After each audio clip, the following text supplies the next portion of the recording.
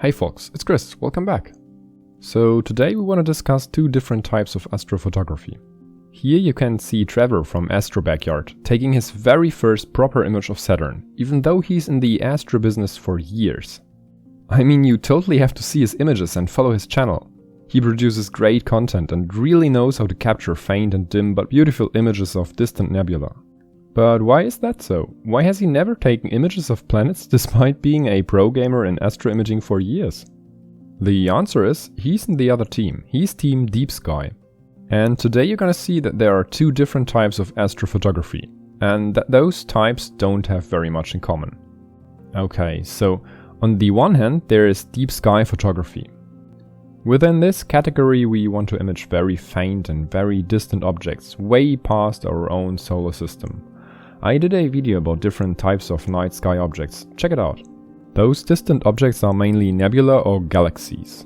First ones are within our own galaxy and the second one obviously way beyond.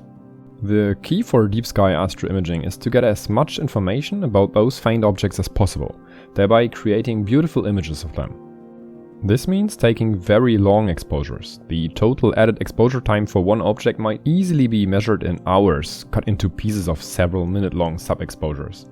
Because they are so dim, because you need to expose so long, tracking and thus the mount is everything. Thumb rules for deep sky and mounts: no good deep sky image without a very proper mount, and no good deep sky image without a motorized tracking mount. Second thing, those deep sky objects tend to be rather huge. They spread over quite large areas of the night sky. The Andromeda galaxy, for instance, is several times the diameter of the Moon.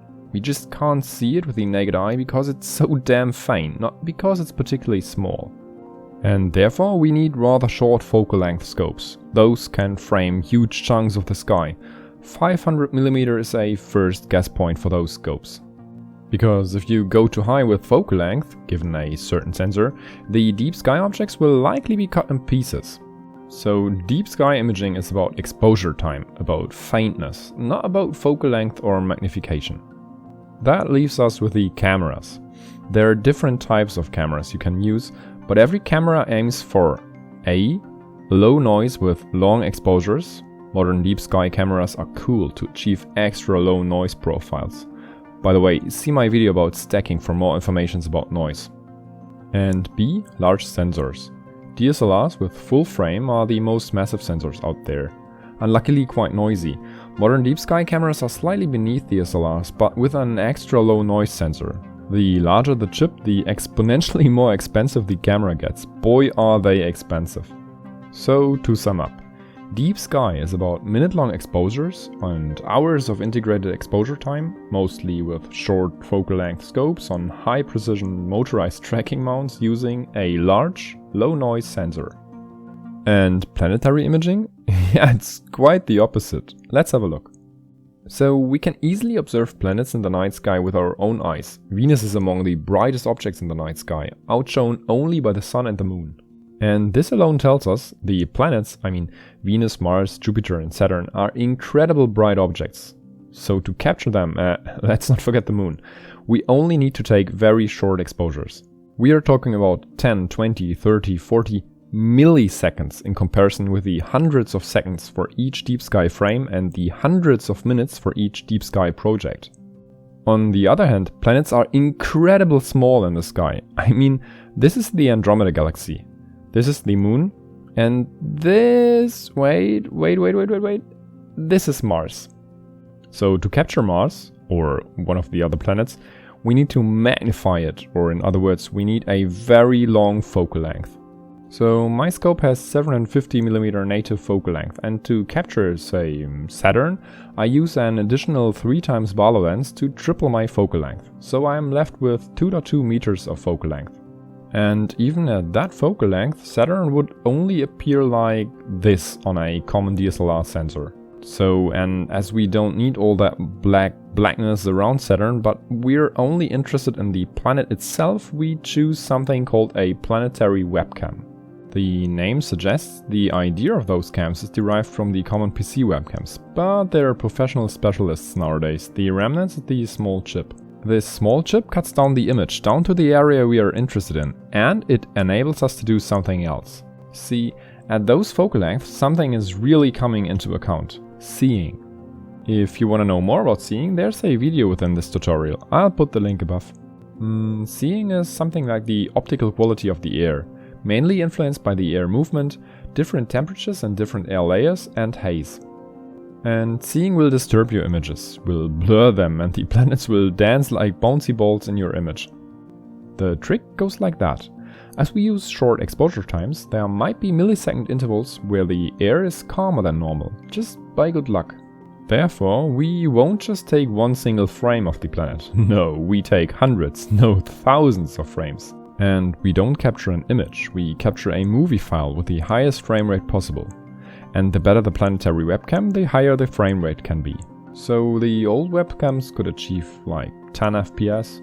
My modest ASI 120 MCS color planetary webcam can achieve 60 FPS when cropping, and modern cams from the, say, pricier segment can achieve even higher FPS rates. And so after taking thousands of frames, we run an analysis software tool, for example AutoStacker, and let it sort and classify all the frames for, say, sharpness. And that might take a while. And afterwards we take the best, for example 10% of the images, and stack them together. After this we run the result through different sharpening procedures. They apply advanced math to the image like witchcraft. And then there is the final image. The field of planetary astrophotography was only able to flourish due to the upcoming fast digital cameras. It's not possible to capture such images only with one frame, let alone with an analog film. We need the high frame rate and the digital files for the analysis and sorting procedures. Those will find the lucky images with good seeing conditions, then we use only them and discard the rest. The imaging process thereby doesn't require a very stable mount. Okay, it should be able to keep the object within the frame for the length of the video, of course, but nothing too serious. But despite from that, the main problem with planetary imaging is to find the best exposure time and seek for the best focus. Mainly focus, that's a real challenge within planetary imaging. So summing up, planetary imaging is about taking as many images within a few minutes as possible, hundreds or thousands of them. Analyze them, sort them, and stack the remaining ones, sharpening, polishing, and voila. I mean, you see? Long exposures, big and noise-free sensors, and perfectly stable mounts on the one side. If you ask me, this is a very calm setup. And thousands of ultra-short exposures with small sensors lasting only for minutes on the other. A hunt for the best image within a rally with the ever-disturbing atmosphere. Those two acquiring techniques don't have very much in common. They require different hardware and software. They are just totally different subtopics of astronomy. And I mean, therefore there are people out there totally devoted to deep sky imaging. Deep sky objects like faint nebula with contrast-rich structures within, bands of clouds in amazing colors, rich star fields, or twisting and turning galaxies shining faintly through the eternal blackness of space. And some are totally into planetary, using large scopes with ultra-high focal lengths and small cameras, capturing the swirling cloud structures of Jupiter, the toss and turning moons flipping around the back planets, mountains and valleys on Mars, or ring structures on Saturn. Planetary imaging is such a dynamic thing to do. Jupiter, for example, is turning so fast you need to restrict the acquisition movie length. Otherwise the images won't match in the stacking process. You can literally see Jupiter's movement on your video file. Or you take multiple images of the gas planets, each minutes apart, merge them into one GIF image to reveal the movement of the planet's moons. Planetary imaging is such a cool section of astrophotography as well. But don't worry though, you can be part of two teams as well. I for myself use a 750mm Newtonian. It's kind of a middle ground player, slightly too long for some deep sky nebula. There we need a reducer lens to shorten the focal length, but with a 3x Barlow lens capable enough for some pretty planetary images. The easiest way though is of course a second scope.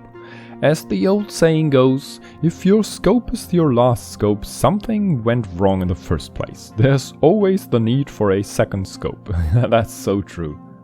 Okay, we are done for the day. That was DSO versus planetary, and I hope you got a first feeling for both of the subsections of this beautiful field of astronomy. If you liked the video, if you want to help the channel grow, hit hit like and subscribe. And if anyone asks you, what's the difference between taking an image of Saturn and, say, the Andromeda Galaxy? Both are objects of the night sky, aren't they? Leave them here. Maybe this video can be of any help. And as always I say, clear skies everyone. Until next time here on Catching Photons.